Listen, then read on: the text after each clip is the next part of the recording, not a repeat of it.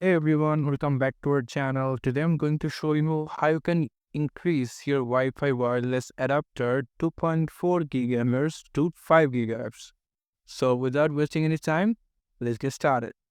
So first, come over this start icon and click on your right mouse button and come over this device manager. After maximize it, and then you will come over this network adapters. And if you come over this Intel dual band wireless, click on that, and then you will come over app to properties. After coming on properties, there will be a window box out. You just need to come over this advanced section and you need to find out preferred band, carries all preferred band. And you can see our preferred band value is not preferred. So it need to set it in preferred 5 GHz band. And if you update OK, it will automatically set to 5 GHz. And now you need to restart your piece and your problem will be solved.